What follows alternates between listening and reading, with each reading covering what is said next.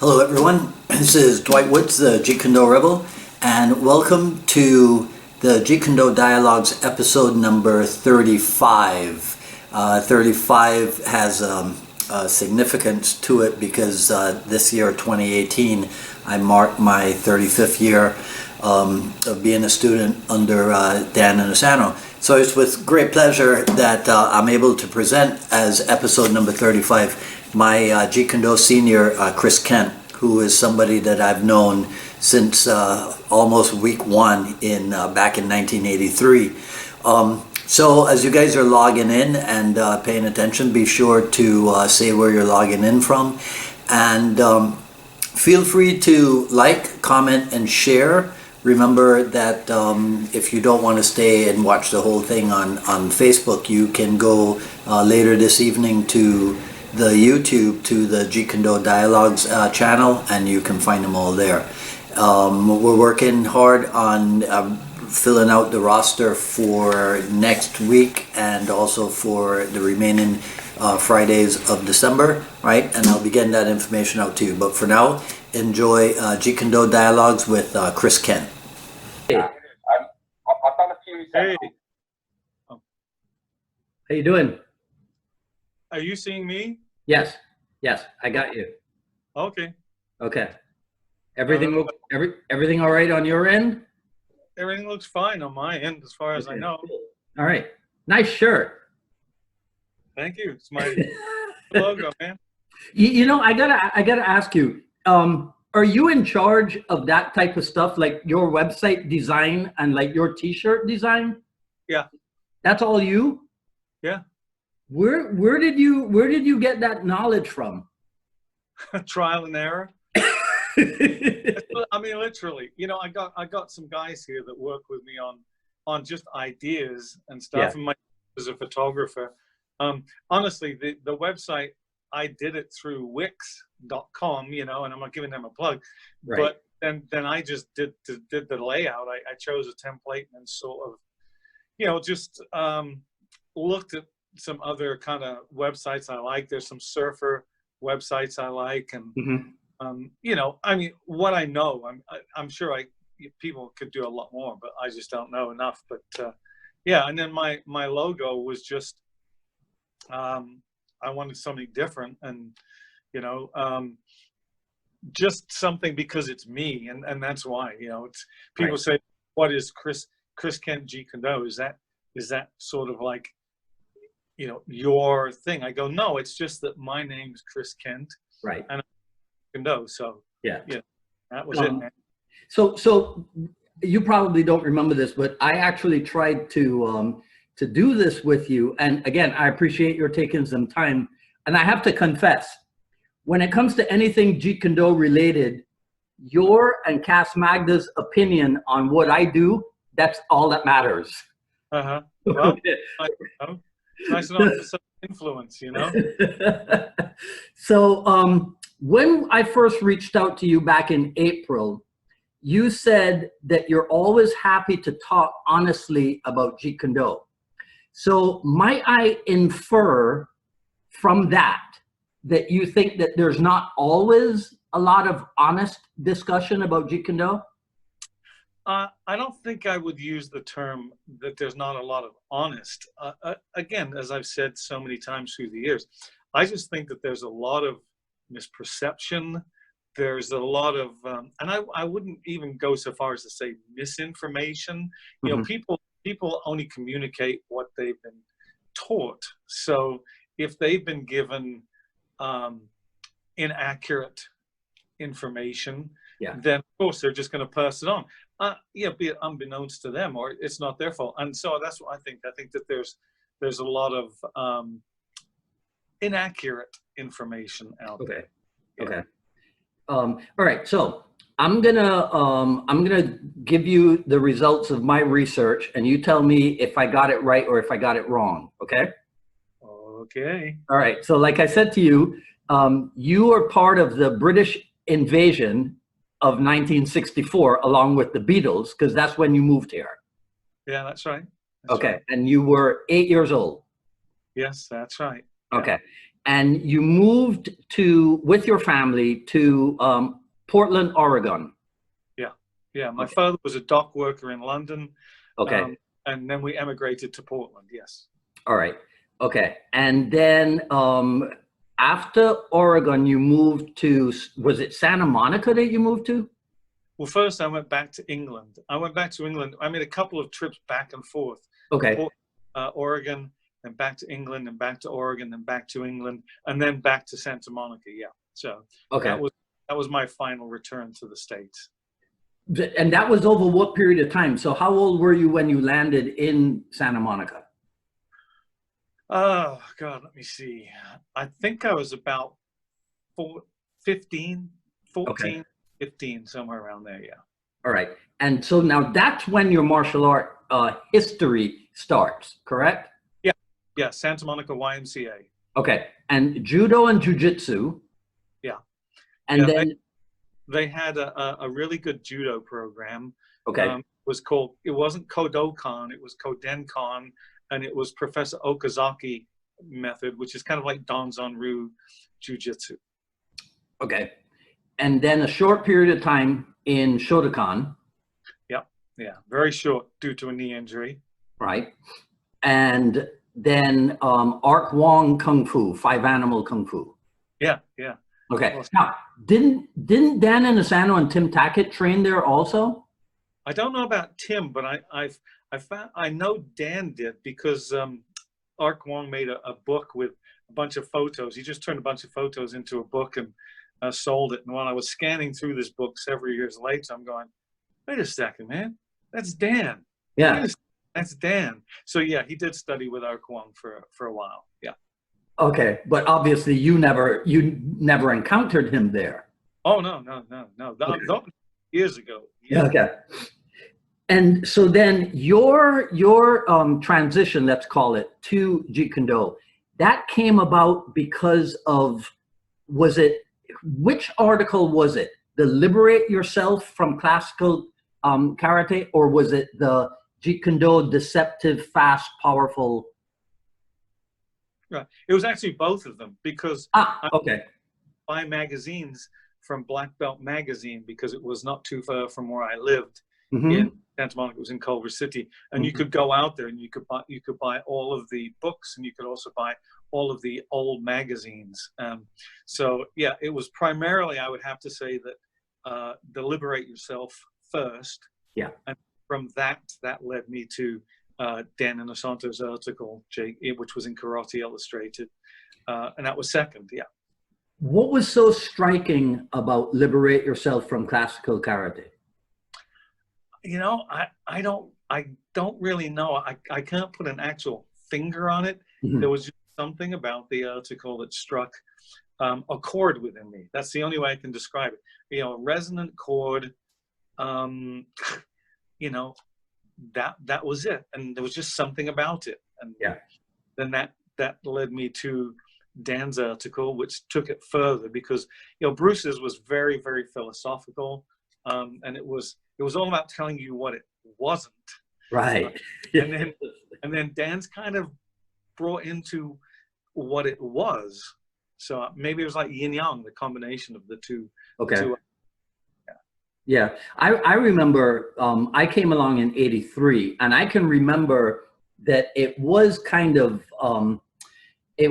normal for us. You would hear people say, "It's easier for me to tell you what Jeet Kune Do is not, right, than what it is." Did you subscribe to that, and do you still subscribe to that approach or that opinion? No, because when I began, it was pretty damn clear what it was in terms of the physical technique, with then combined I think the philosophy took longer, and because it was more depth. When I first got into it, I was probably like everybody else. Man, I want to know how to finger jab a guy from 8 feet away and knock a 300-pound heavy bag. But as I got into it, that other side took over. But it wasn't difficult. It's still not difficult to understand to me. I sometimes I shake my head with the lack of understanding about. So is that one of the misperceptions then that you talked about earlier? Yeah, I think so. That goes back to, Jeet Kune Do is an art that is it's for a number of years. It's been in the midst of an identity crisis. Okay. When I started, and obviously before then, and for a number of years afterwards, it had a very clear sense of identity. Its design, its purpose was very, very clear and easy to understand. Mm-hmm. The simplicity, right, in action and movement. So it had that. And then as things came through, as I said, it fell into an identity crisis. And there are a number of reasons behind it. And those are reasons that aren't individuals. It's not about pointing a finger of blame at any one person or any group of people or any several people. The villains in this story are like ambiguity and apathy and misperceptions. Yeah. So I don't see it as being that hard, really. Okay. And your start, right? So it's the famous story, but I don't know if it's oft repeated. You pursued Inosanto for a period of time after getting his phone number, didn't you? Oh yeah, I honestly think I just wore him down, because Dan, you've known years. He would. I didn't get to talk to him for the first month actually, and when I finally got to talk to him, it was, well, I only take 12 people. I might be starting a beginner class. Call me in a week. 1 week to the day I would call back, and then the same kind of thing, and well, call me back next week. 1 week to the day I would call back, and then in the middle of one of those conversations, he just kind of paused and said, "Well, I tell you what, why don't you come down and see me tomorrow? We can chat about it and talk." And that's what I did. Yeah. So I think I was like the water. I wore him down. Maybe, I don't know. That 1 week to the day, Mm-hmm. Have you ever been accused of being OCD?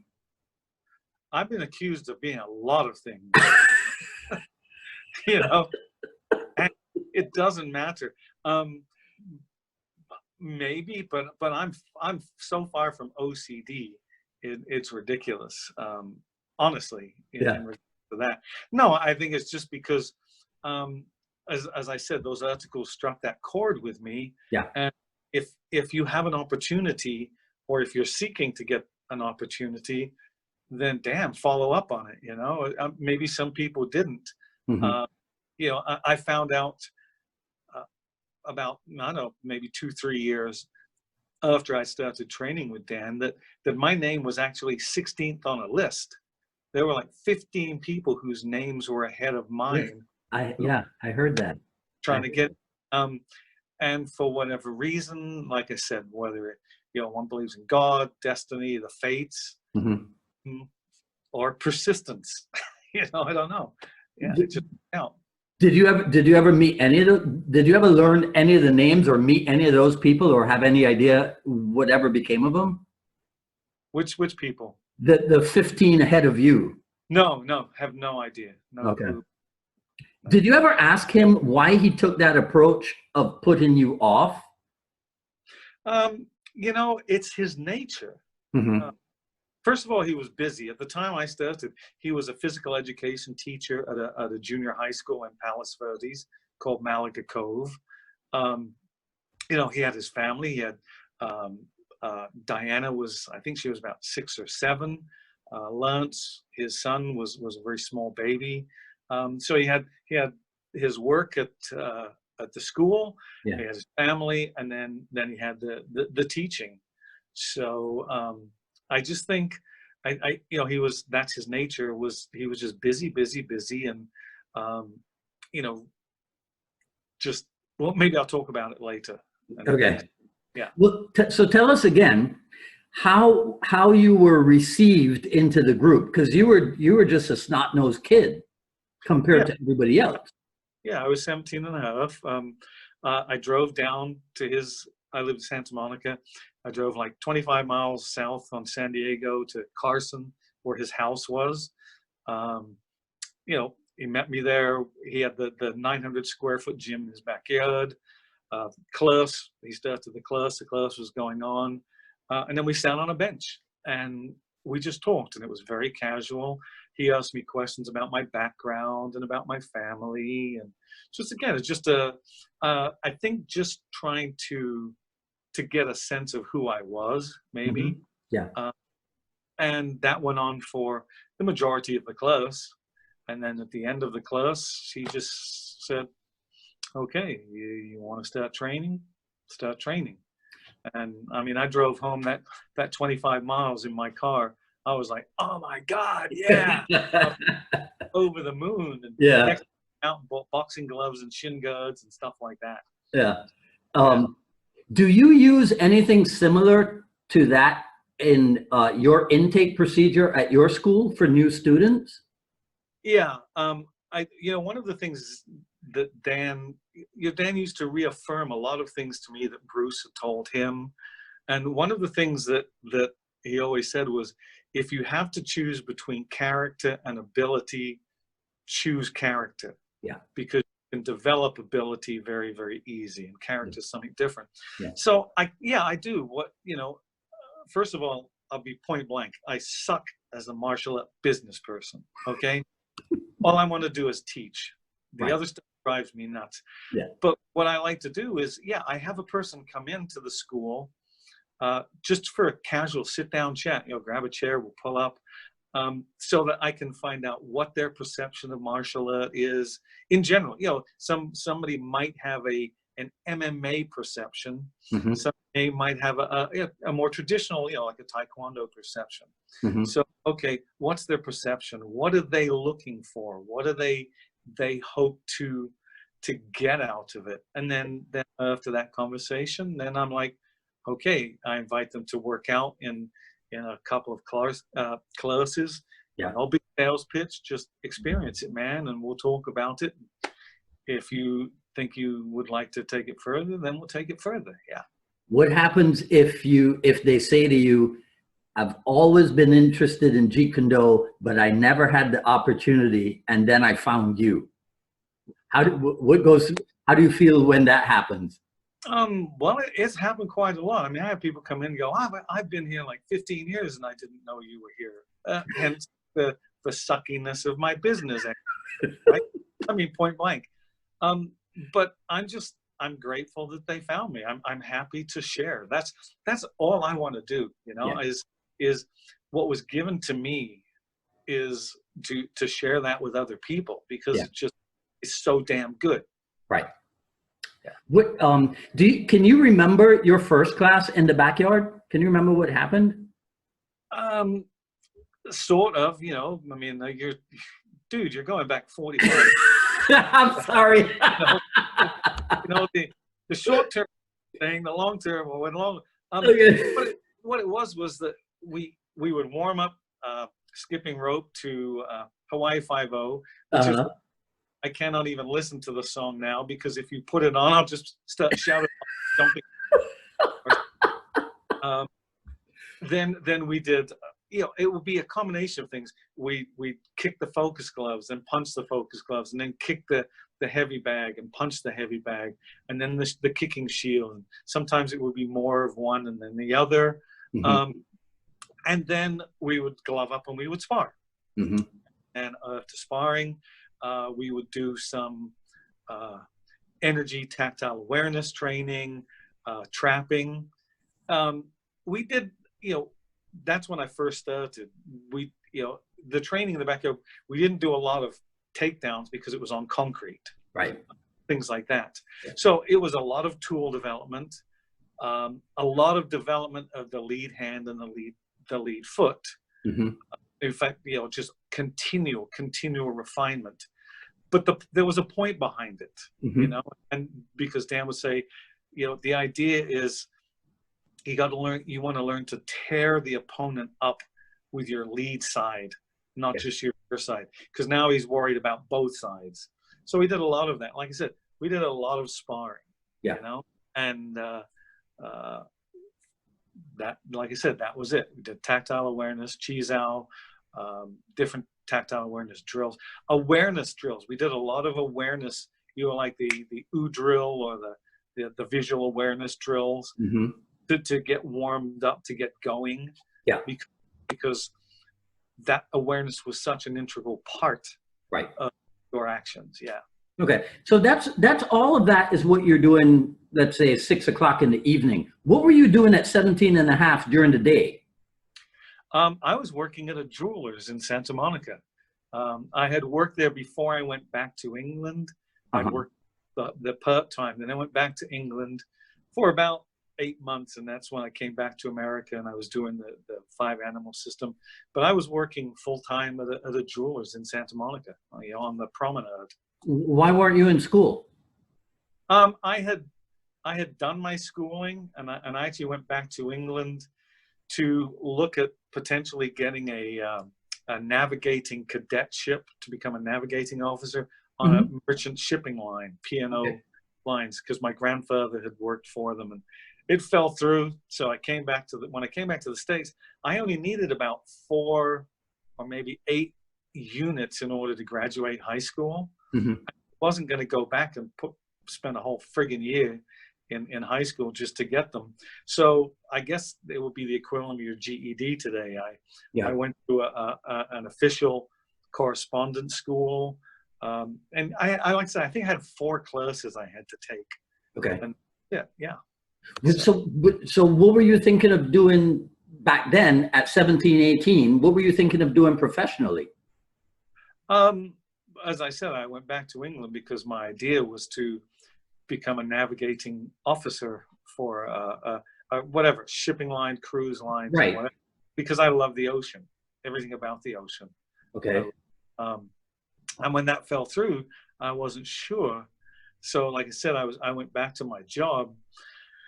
Once I started with training with Dan, and can I just add something here really quick? Yeah. And I like to put all the time is, you and I, we go back a long time and stuff. I often call Dan. I would call him Sifu in class. I'll call him Sifu Dan. I will call him Dan. That is no disrespect. That's the way I came up. Long before all of the hierarchy that appears so prevalent now. So I just want to make that clear, because some people they get really offended when but his books are signed to me, from Dan and things like that. Right. So once I started training in Jeet Kune Do, I loved it, and so basically I knew that's what I wanted to do. I knew that one day I hoped I would be in the position where I could teach it or share it with other people. I had no guarantees or anything. Yeah. But just like, like I said, those articles hit a resonant chord. Started training, and as I said, the physical stuff at first, and then I started reading in depth the philosophical stuff, and that was like my passion. Yeah. That was it, man. I found it. I had that I didn't know. Okay, so now 1974 comes along, and you guys are moving out of the backyard. Do you have any memories? Because again, we're going back 4 decades of the last class there, and then moving all that equipment to Normandy Avenue. Do you have any memories of that? I can't really say last class either place, because we were still doing it a little bit in the backyard while they opened the Filipino Collie Academy. Okay. Okay. So we still did that for a little while, just a little while. So there's no recollections of first class here and second class there. Again, I can tell you how the school was opened and why it was opened. Again, Dan and Richard were investigating the Filipino martial arts. Right. And when I began training with them, you had Jeet Kune Do, and then a half an hour at the end, they would do the Filipino arts. And some of the JKD guys didn't like it, whatever. They just didn't stay around for it.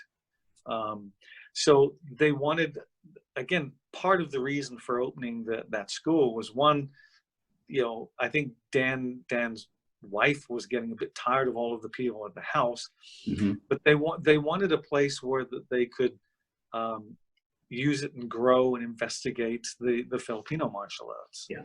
So it just became natural. Okay, we're going to get a place.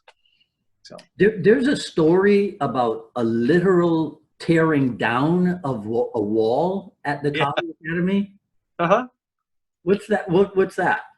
Well, we had a place in this industrial building.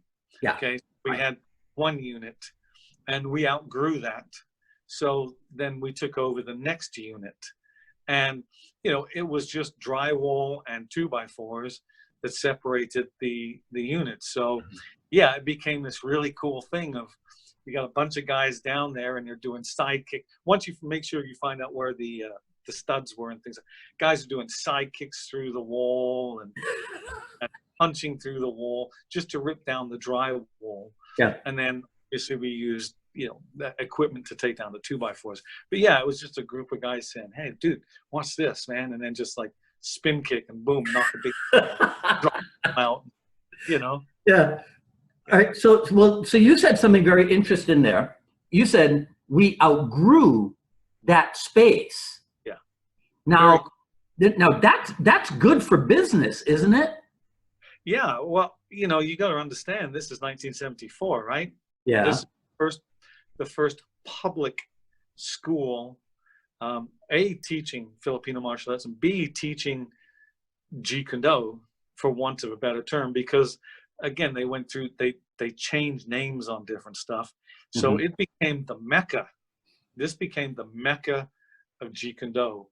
People gave up careers, gave up, sold their houses, moved out to California from not only across the states, but from around the world. Yeah.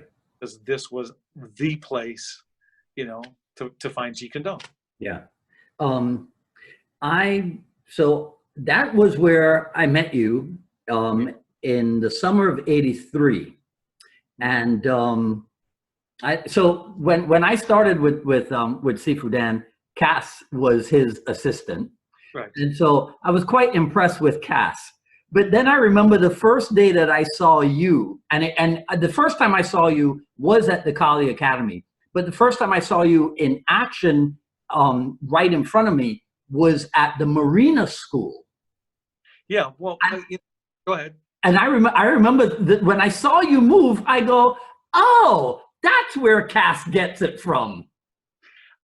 Well, I won't say that. Because first of all, Cass is my closest friend. He's closer than a brother to me. I came up in an earlier time, and people kind of went through progressions of, the first Jerry Poteet was assisting Dan a lot, and then Eddie Lakai, and then I started assisting him and traveling with him, and then when we opened the Marina School, so now we had two schools. The Marina was only about 8 miles from my house versus the Kali Academy, which was like 25 miles. So I started assisting Dan at the Marina School. It was in fact, when I lived in Culver City, it was only about 2 miles from my house. So I started spending more time up there because Dan was splitting his time between the Torrance School and the Marina Del Rey School, which when we first opened it, he actually opened in conjunction with Hawkins Chung, who was a Wing Chun man who was one of Bruce Lee's friends. Yes. So we had and it was a much smaller school, very much smaller school. But Dan he wanted variety, as well. So so I was up there more for that. And there were actually two different locations of the Marina School. I mean, on the same block, right? Well, actually, no. You got to go back. Before that, this school was in Culver City. Okay, this is kind of like the unknown school. Oh. School was on Washington Boulevard, right near Sepulveda, right by the freeway. And it was a single story unit in a business place. Yeah. like I said, we couldn't hang a lot of equipment because it was that type of place. This school existed with Hawkins before he opened the Marina The School. Marina School. Yeah. I see. Yeah, and yes, there were two. Actually, I have to say there were three different ones because we had a small unit, kind of like in Torrance, and then we moved further into the building. We took a bigger unit, and that's both of those places. And after I left, Dan opened the really big school on the next street over. I think it was like Manchester. No, before that. Oh yeah. Went there. Okay. No, correct. He went to the Manchester place. Yeah. Came back to that place that was almost like 1 block away from the Marina School, the one where he currently is. The Inosanto Academy. Yeah. Okay. Now, you essentially ran the Del Rey place. I mean, we could call you the manager of it, couldn't we? Well, yeah, I guess so. The point is that Dan was doing an awful lot of traveling, right, at the time. Seminars, he was going all over the place, as he still is, as we know. Yeah. Constantly traveling. So I would also teach the classes on alternate nights as well. So I could assist him while he was there, but then I would also run the classes when he wasn't there. Yeah. So. Yeah. So as you're growing with this, and you see this phenomenon of Jeet Kune Do growing and developing, were there any aspects of the philosophy that you ever thought, wow, here is the philosophy of Jeet Kune Do in action? Oh, all of the time. I mean, it's what is it that isn't there? Jeet Kune Do is philosophy in motion, philosophy in action. Mm-hmm. And, again, it's the philosophy and the physical, they're like the yin yang. If you don't have one, then you've only got half the equation. And I think that's still what separates Jeet Kune Do from, MMA today, for want of, again, a better term, is it has a very, very strong and deep philosophical foundation. Yeah. So. Yeah. I mean, on Wednesday in my other show, I discussed the idea of, how people talk about, oh yeah, I take karate, or I used to take karate. And so the discussion was the difference in Jeet Kune Do, where Jeet Kune Do is something you become, as opposed to something that you merely take or used to take. Right. Yeah. Yeah. It's a state of being. Mm-hmm. Yeah. What about visits during any of these myriad locations, right? What about visits from standouts? Like there is the TV crew that came from the BBC, right, to do Way of the Warrior. Yeah. Right. Who else do you remember, or what else do you remember visiting? As I said, we had people come from around the world. We had several different groups come and do documentaries from different locations. And then the other standouts, I would say, are some of the teachers who I got to train with, through Dan. Some of these old Filipino men, Johnny Lacosta, Ben Lagusa, Manong Leo Haron, Angel Cabales. Yeah. Having those people come in, that was an amazing thing unto itself. And you were part of the group that went to Hawaii for Villabril, weren't you? Yeah, we went for Flora Villabril. I forget what it was. I don't know if it was 75th. No, I think that was in California. Okay. Anyway, a whole bunch of the different Filipino groups got together to do a big honor thing for Flora. Yeah. Met him at that time, but by that time he had like several strokes and he was really kind of frail. And I would like to have met him like in maybe 1972 or stuff like that. That'd be cool. Why did you stay and do the 30 minutes of the Filipino martial art back in the old days? What hooked you onto that? Well, first of all, I was with Dan. Okay. He's such a again, I'm talking then versus now. I'm sure it's the same, but he was a master teacher, and I love teaching. So watching how he taught, how he broke things down. Mhm. Second of all, I think it just brought in that added component of weapons, you know, that wasn't inclusive, if you will, Yeah. in JKD. Yeah. But not from, oh, you got to learn a bunch of weapons. The second thing is that the way it was taught by Dan then, I would have to say that he used a very JKD approach to his Filipino martial arts, and you know, he might take exception to that, but I think he did. Mm-hmm. The way he analyzed it at the time, the way he broke it down, simplified it. Mm-hmm. So, you know, the state of flow, the state of energy training, and how it fits in, but it was all very, very alive, very alive. So Right. it just kind of fit well to me, you know, and I enjoyed it. I enjoy everything about martial arts. So the idea of this was just an addition to me. Yeah. You know? Yeah. And then what year was it that you opened up your place, the first Kent Institute? I think it was about 1987. Okay. Yeah, 1987, somewhere around there. Okay. All right. So so you opened up in 87. I think Cass opened up in 88. Mm-hmm. He's got the Magda instructor group around the world. Sure. Do you have a similar organization? No, I have representatives, people that represent in different places. My second in command, if you will, is Sifu Dino Arfanos, In who New York.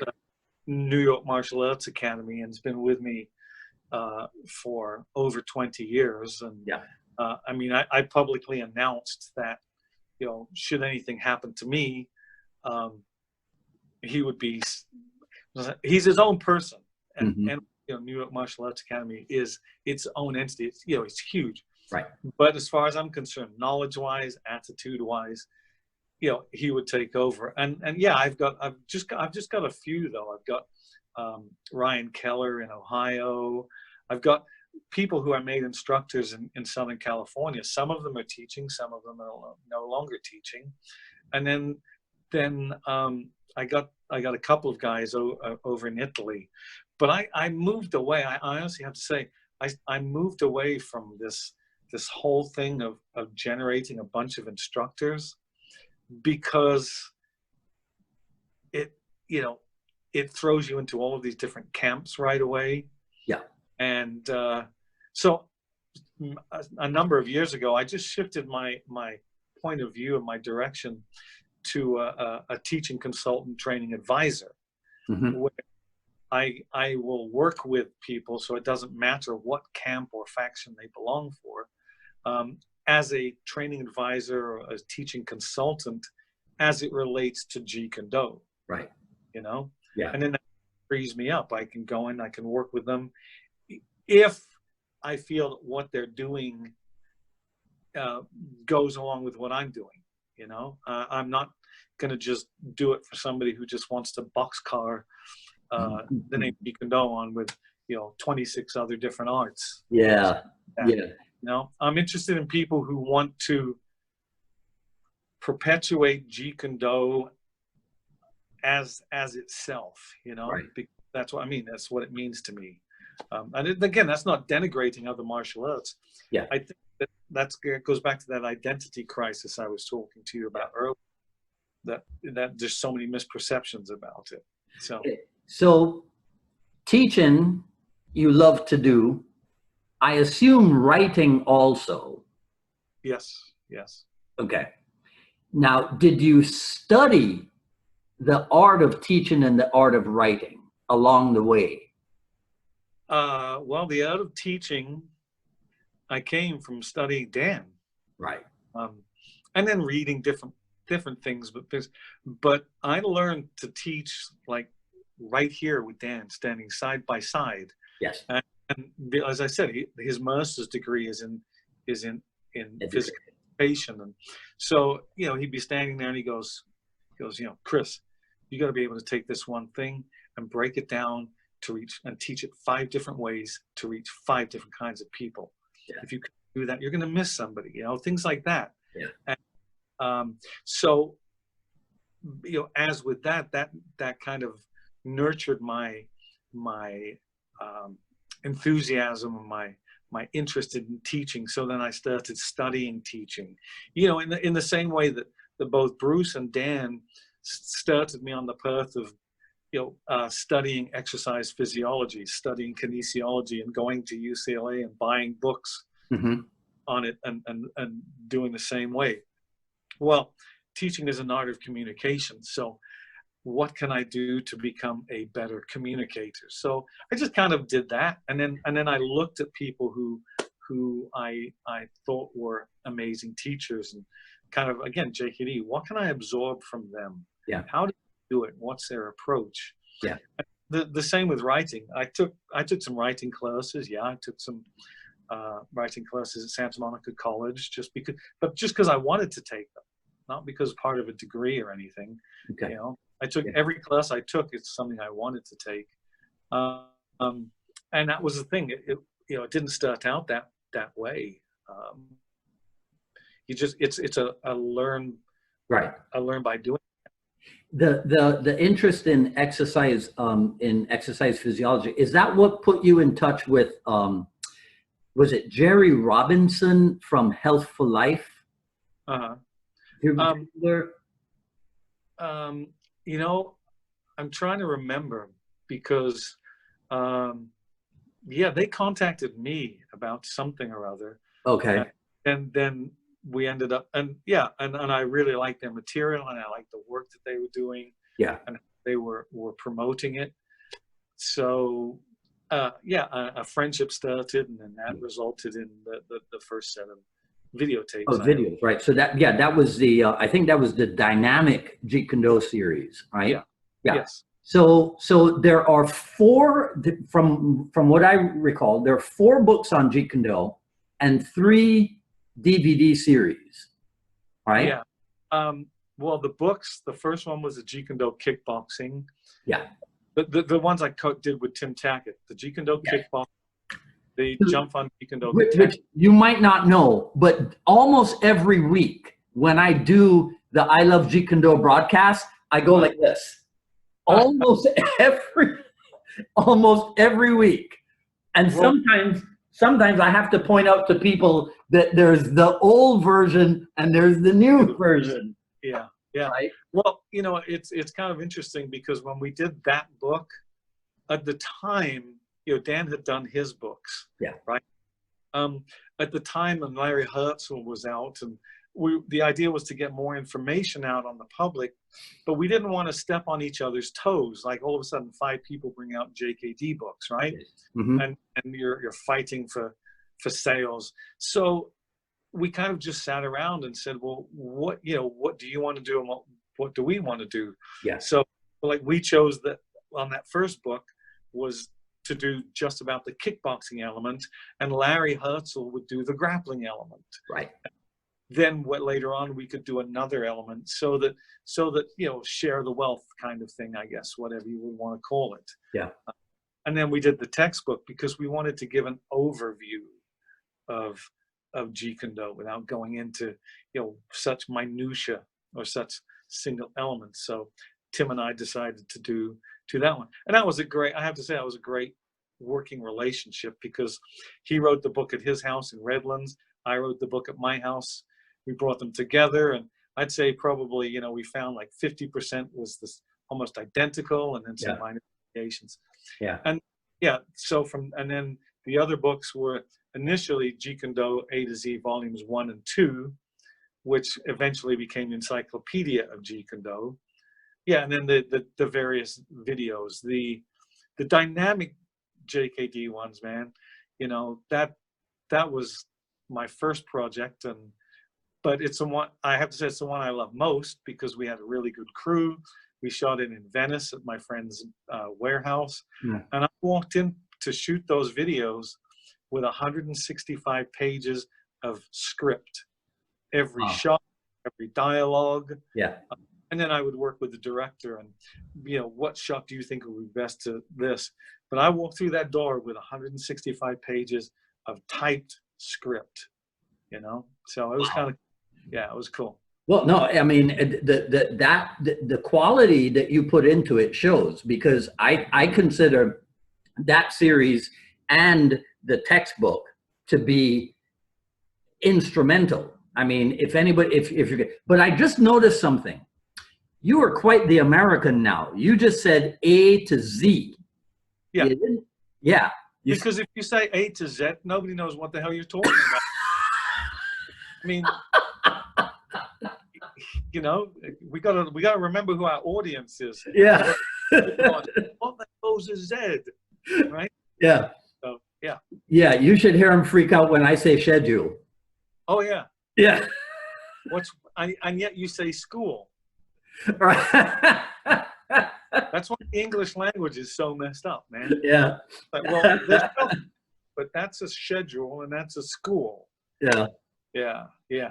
Well, okay. And then we talked way back at the beginning about the website. And I forgot to tell you then, I did want to commend you on it because it's very, I don't know if you've ever heard this term, but it's a very sticky website.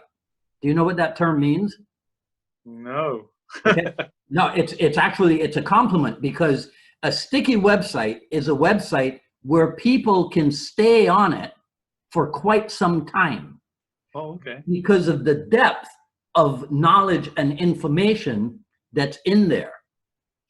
So I refer and recommend your books and your website almost every week on the broadcast, right? Oh, yeah, I tell people that's where to go. But here's what I noticed. There's a link to Pinterest. There's a link to Twitter. But the last time I checked, there were no tweets. Don't use them. It's been years or a long time since Pinterest, just because I forget about it. Right. I've started an Instagram because I have a friend here who's a very, very, is a top martial artist and also a top martial business guy. Tom Callos just moved here to town. Oh, he did? He lived like 2 miles from my house. Oh, so next time you see him, tell him Dwight says hello. Yeah, I thought you knew him. Yeah. So we talked about it, and then he explained to me how this can be a tool to develop the awareness of you locally as well as nationally. Yes. So I've been pushing the old Instagram right now, but okay. Technology, man. I'm a technology immigrant. The other people that are technology natives. Right. I'm like when we had that problem before, what the hell is this all about? Yeah. All I want to do is press the button on and off. That's it. I don't want to wait. Yeah. All right. Well, we'll talk about stuff on which you are the expert. So somebody says to you, what is the art of Jeet Kune Do? What do you say? Well, I can give you my definition based on my 45 years of doing it, which is progressed or evolved as I have evolved, for want of a better term. So somebody comes up to me and they go, what's Jeet Kune Do? Well, I said, it's both an art, a science, a philosophy. On the physical component, it is a non-restrictive training process to cultivate the ability. We should be good now. Yeah, we're good. Okay. We're good. All right. So I have no idea what just happened there, but it might be a sign to not take up too much more of your time. So, so let me. Oh, one last thing about the website. There's no link to YouTube. That's what I'm trying to sort out. I'm actually going to do a YouTube channel or something like that. Or so I can start posting things on there. Okay. I just have to figure out, dude, give me time. I can only do so much technology at once. Well, when you're ready to upgrade your website skills, just check with me. I'll teach you how to make it on WordPress. Okay. Yeah. So, on your class schedule, there's Uh-huh. six, when last I checked, there's 6 JKD classes, 6 Kali Eskrima classes, 1 JKD and Kali combined, I think, and 1 JKD kickboxing, and 2 grappling classes. Right. Okay. Actually, it's sort of an old schedule. Okay. What I do is that I kind of do it the same way, in that most of my classes are an hour and a half long. So there's an hour of JKD and a half an hour of Kali. Okay. The end of it. But every once in a while, I extend it out to an hour of Kali for those people who want more. And honestly, I have some people who just want to do the Filipino martial arts. So now what I have is I have three classes, 3 1-hour classes a week that they could attend, plus half-hour classes, things like that. And then the same with the JKD.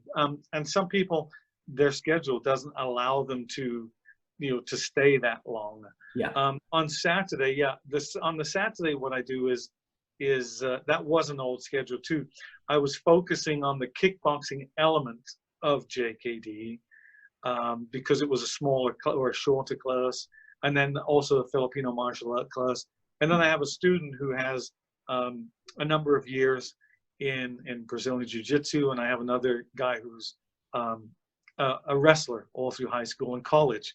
So what that does, again, that just allows them to work on that particular element, but still combine it into a cohesive whole. Yeah. Again, it's not like a salad buffet where you choose this, that kind of stuff.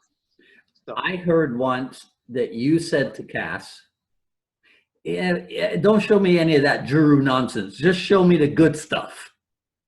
Yeah, well, JKD, man, like do that. Well, what it was, and we got to be honest about that, because those are good, and you learn them. You go through their protocol, but I just wanted to get down to it and see what it was. Yeah. And then Cass followed protocol and asked the Pendekar if he was, if he could show me some of the material, and the Pendekar was, oh yeah, well, Chris is never going to be a Penjog man, so he'll go. But again, it's something that increased my knowledge of opposing lever systems. Yes. So yeah, it's like the same thing. The same reason I did the Boxe Française Savate was I didn't want to open a Boxe Française Savate school, right? But their training methodology and some of their training protocols are cool. It's very close to some of the stuff in JKD because it's a shoe art, and we're often wearing shoes. Yeah. So yeah, that was the thing with the Penjog, because I didn't want to have to. I did forms, man. What do I want to do them again for? Not that they're, again, I have nothing against forms. Right. Yeah. I just keep them in context. So. Yeah. You talked earlier about the business aspect, right? And do you have a formula for how you do what you do, or is every day different? Are you talking about like a training curriculum or things like that? Well, no. So here's the thing. You've written Jeet Kune Do is not for the masses. Right. Right. But a major aspect of running a school is attracting new students, keeping the students that you already have. Right. So whether we like it or not, there is business to it. Oh yeah, very, very, very much so. It's I did an article a long time ago about Jeet Kune Do, why it's not for everyone, right? I think it has something to offer everyone, but I don't really think it's the martial art for everyone, because of what it asks of you as a student, problem solving, critical thinking skills, things like that. Yeah. And that's what we mean by it's not a mass art.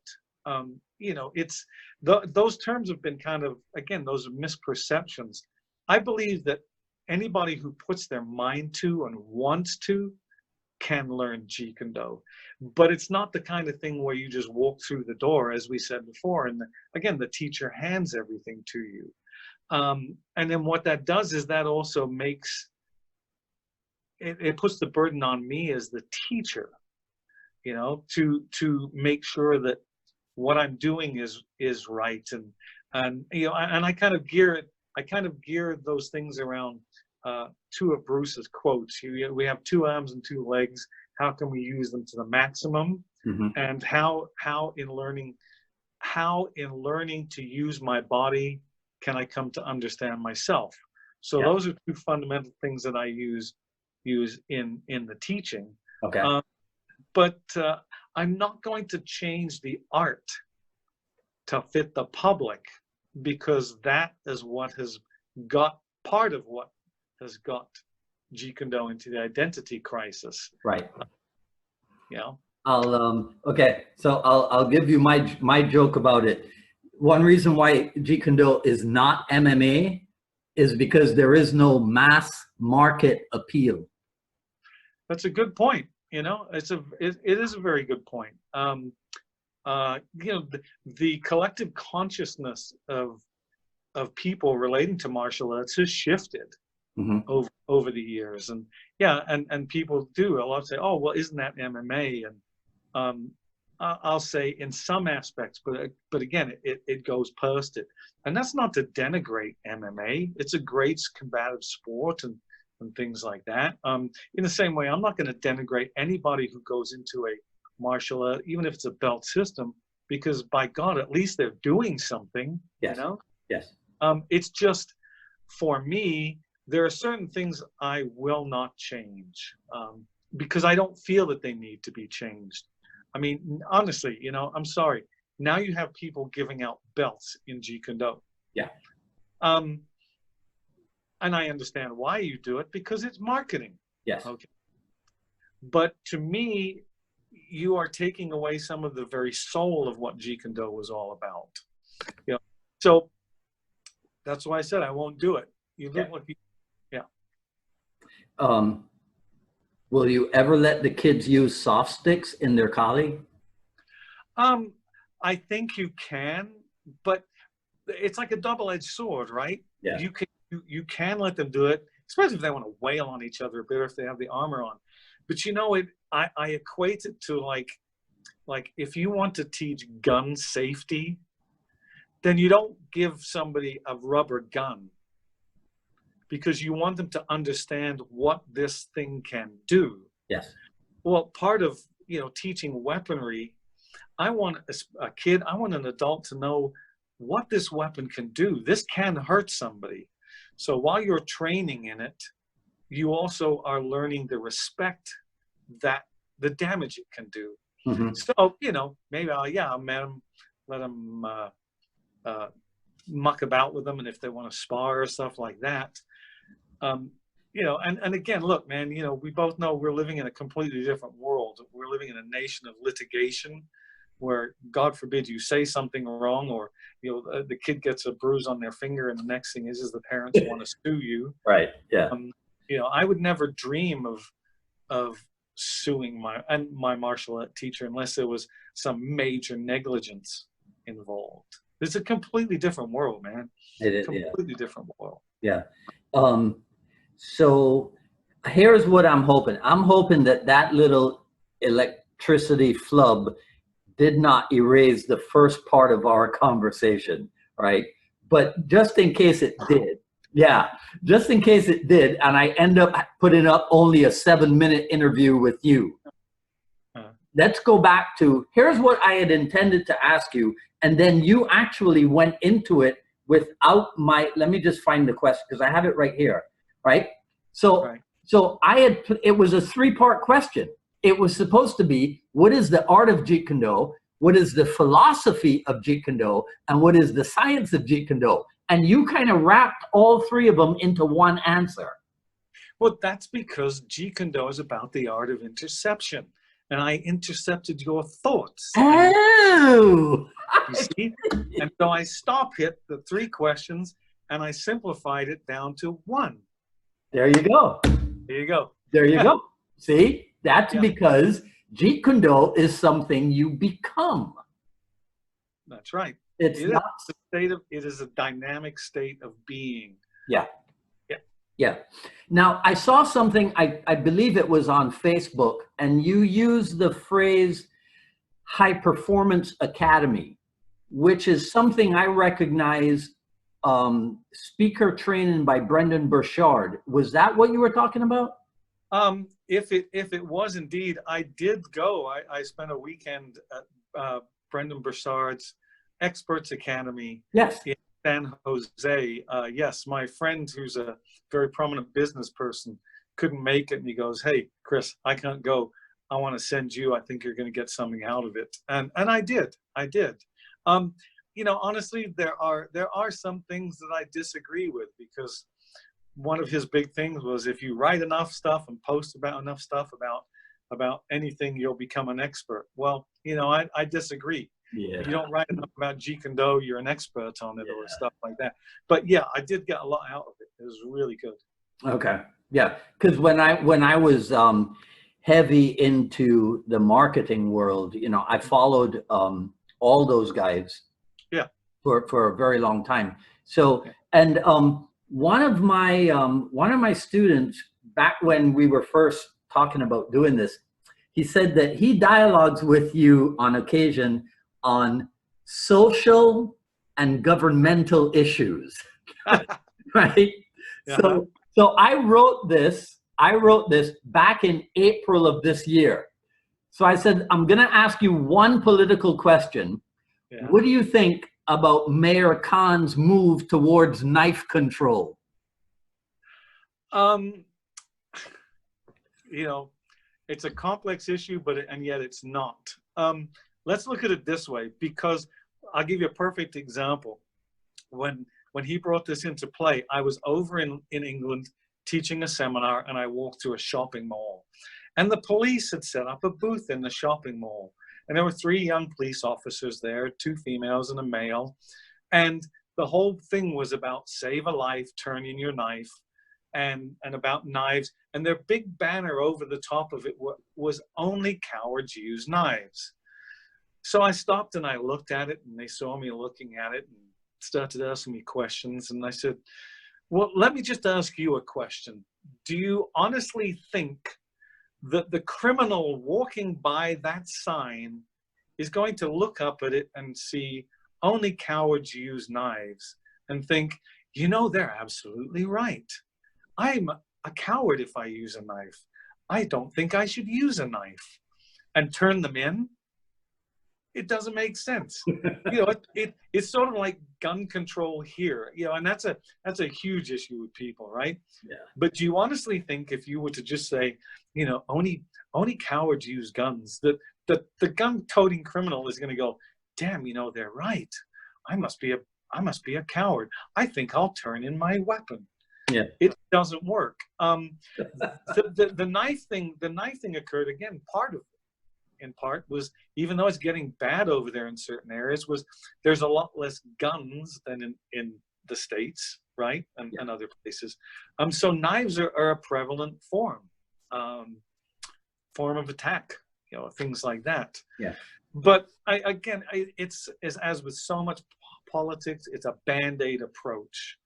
They think that, you know, we're just going to do that. Well, here's an idea. How about if you use a knife and you stab a person, you're going away for the rest of your life, or your life is forfeit. How about we just do that? But no. You know, they're not bad. The person's not bad anymore. They're just misunderstood with communication difficulties. So, you know, Mm-hmm. I mean, yeah. Okay. Yeah. I So, think it's a Band-Aid approach to a growing problem. yeah. So you've been featured in numerous magazine articles. You yourself have written numerous magazine articles, right? And another thing about the website is it's so gracious of you to make that stuff available for download. That's like, I mean, just a wealth of knowledge and information there. But what I want to ask you, do you yourself have a huge martial art magazine collection from back in the 70s and what have you? No, No, no, you got rid of no. them. Yeah, in fact, the one thing I could kick myself in the behind for was when Bruce died and I was in Chinatown. I had a huge, probably about a 3-foot high, 2 foot, 3 foot high collection of all of those Hong Kong Bruce Lee magazines, when, you know, with all the photos of him and the stuff when he died. Yeah. And I gave them away to my friend's son when he turned 18. And now I look at what they're worth. Yeah. And, you know, like probably pay for college. No, I have certain ones, you know, like I still have the original magazine that Dan's article is in. I still have the original article that Bruce's article is in, and I have other ones, but no, most times I used to either cut the magazine articles out. Mm-hmm. So no. I don't have it here. It's on the other side of the room, but there's another one that I refer to quite often. It's from March of 1976.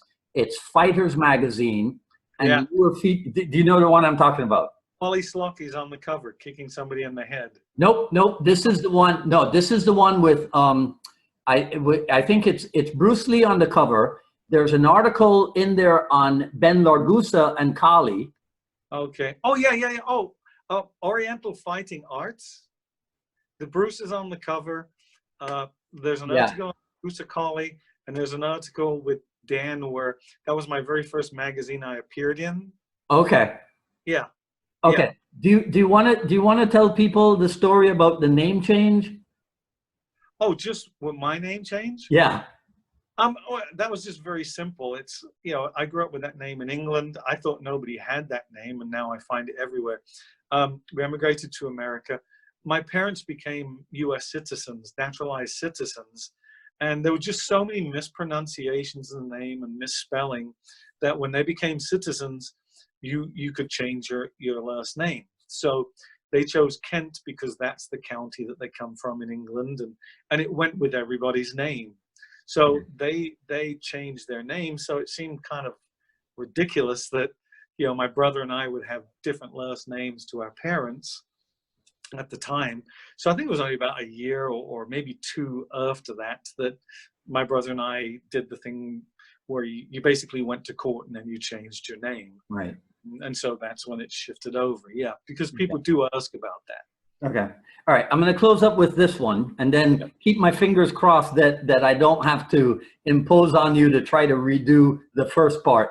What about a music collection? Since you were part of the 1964 British invasion with the Beatles. Yeah. What about music? I got everything. I love everything.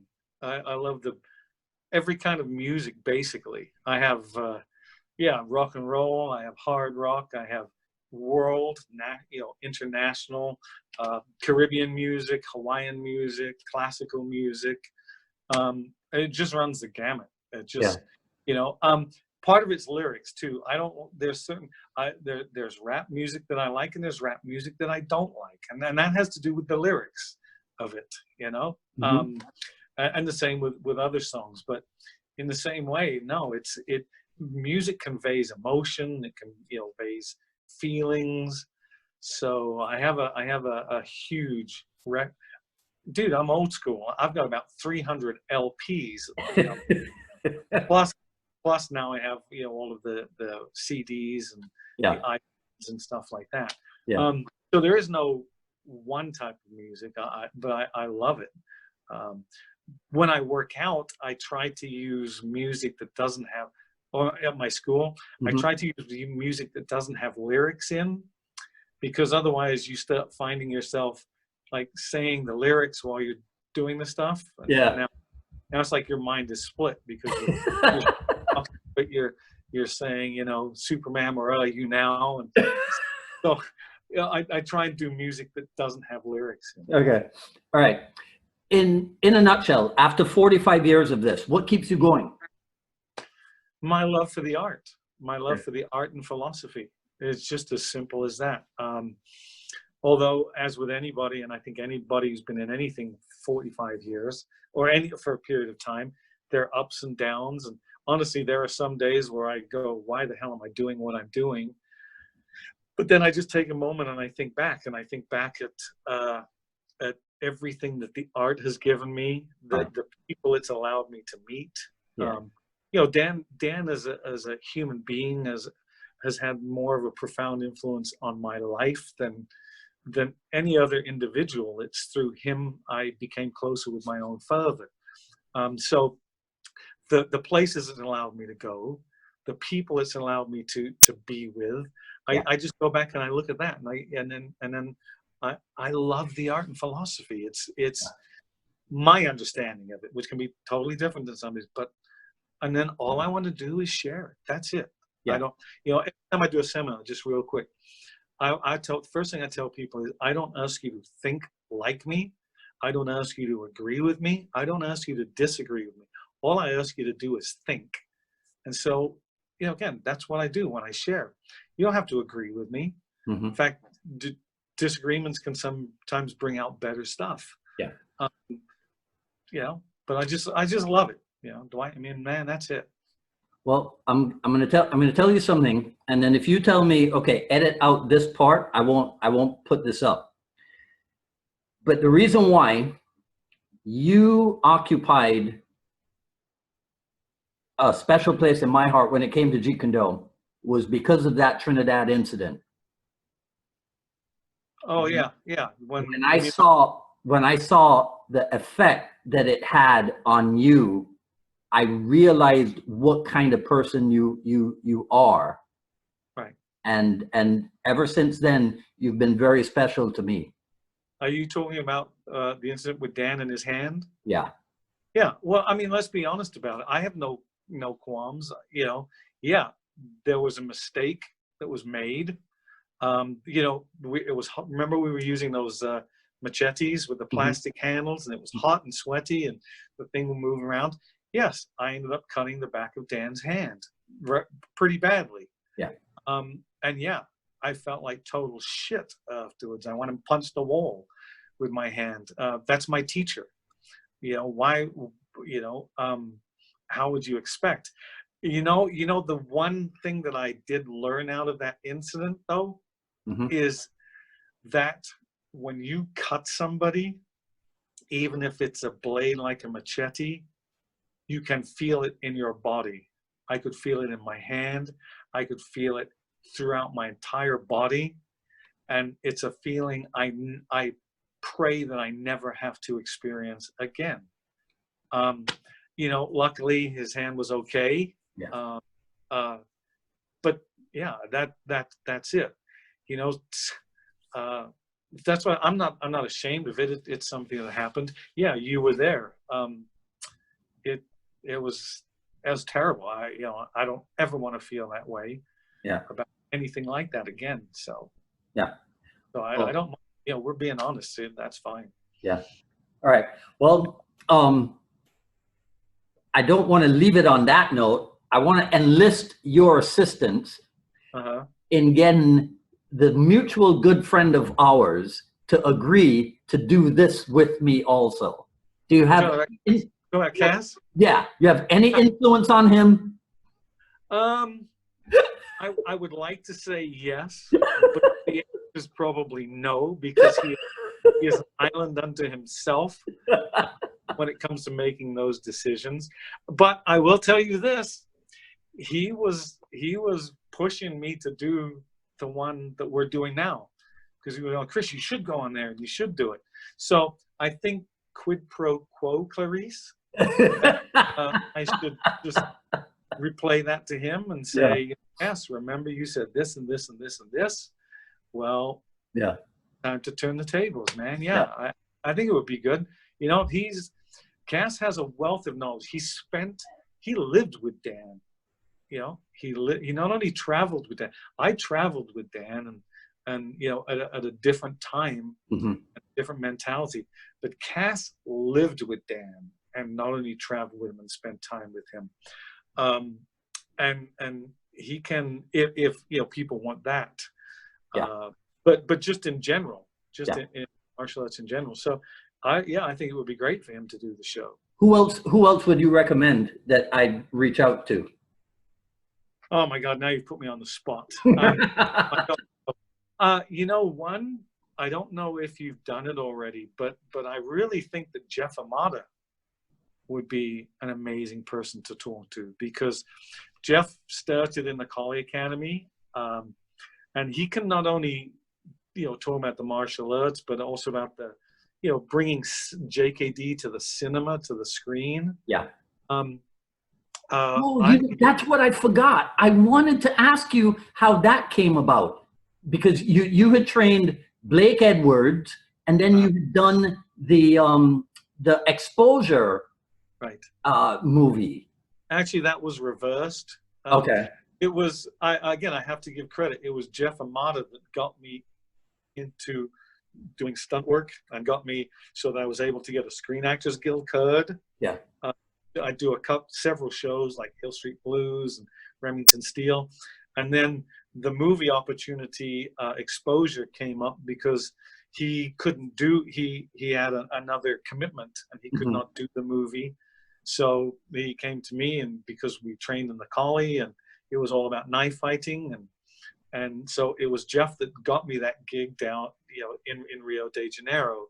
And then Jeff and I went with Dan, and we did Dan did an interview with Blake Edwards, because Blake was going to do a martial art movie. And his ex-son-in-law at the time was Tom Bleecker, who was, also a Kempo black belt and stuff like that. So we did that. And then I ran into Blake a couple of years later, doing a film in Santa Monica. And he was like, hey, you do that butterfly knife? And I said, yeah. So then I would go out to the studio, out to location, and train him on that. And he knew Bruce. He gave me some very just clear notes about Bruce. And again, somebody who doesn't have a horse in the race, right, turns around and tells you, he goes, man, I'll tell you one thing. He goes, Bruce talked the talk, but Bruce walked the walk. There's nothing, he said, that Bruce asked anybody else to do that he couldn't or wouldn't do himself. Yeah. So that was the sequence, that it went that way.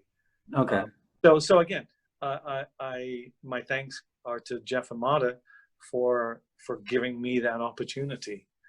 All right. Okay. Well, listen, it's been an immense pleasure.